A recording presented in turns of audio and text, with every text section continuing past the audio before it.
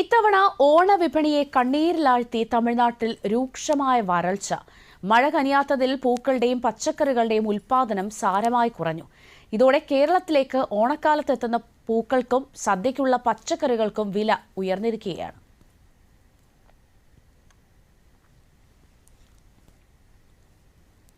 ഉൽപ്പാദനം കുറഞ്ഞതിനാൽ എല്ലാ പൂക്കൾക്കും വില കൂടി. ഇത്തവണ പൂക്കളം ഒരുക്കാൻ ചെലവേറുകയാണ്. തേനി ജില്ലയിലെ ശീലയംപെട്ടിയിൽ നിന്നും പല്ലവരായൻപെട്ടിയിൽ നിന്നുമാണ് ഇടുക്കി, കോട്ടയം ജില്ലകളിലേക്ക് കൂടുതലായി പൂക്കൾ എത്തിയിരുന്നത്.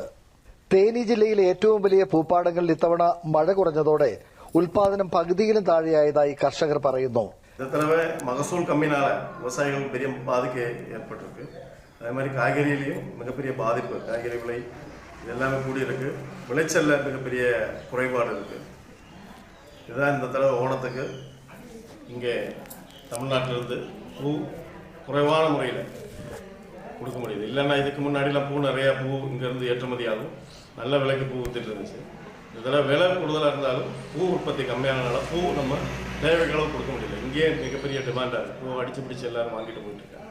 ജലസേചന സൗകര്യമുള്ള കർഷകർ മാത്രമാണ് ഇത്തവണ കൃഷി ഇറക്കിയത്.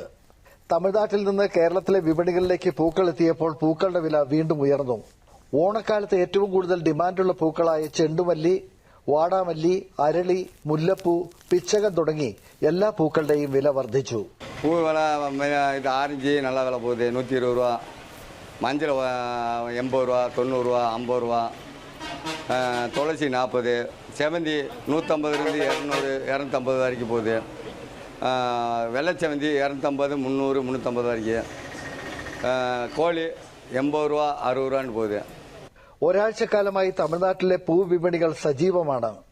കേരളത്തിലെ ഓണക്കാലം തമിഴ്നാട്ടിലെ പുഷ്പ കർഷകർക്കും കച്ചവടക്കാർക്കും പ്രതീക്ഷയുടെ കാലം കൂടിയാണ്. കേരളത്തിൽ ഇത്തവണത്തെ ഓണക്കാലത്ത് തമിഴ്നാട്ടിലെ പൂക്കച്ചവടം പൊടി പൊടിക്കുകയാണ്. എല്ലാ പൂക്കൾക്കും കഴിഞ്ഞ വർഷത്തേക്കാൾ ഉയർന്ന വിലയാണ് ഇത്തവണ ലഭിക്കുന്നത്. അതുകൊണ്ട് കച്ചവടക്കാർ ഏറെ സന്തോഷത്തിലാണ്. കമ്പത്ത് നിന്ന് ക്യാമറമാൻ സിജോയ്ക്കൊപ്പം ആന്റണി മുനിയറ, ദൂരദർശൻ ന്യൂസ്.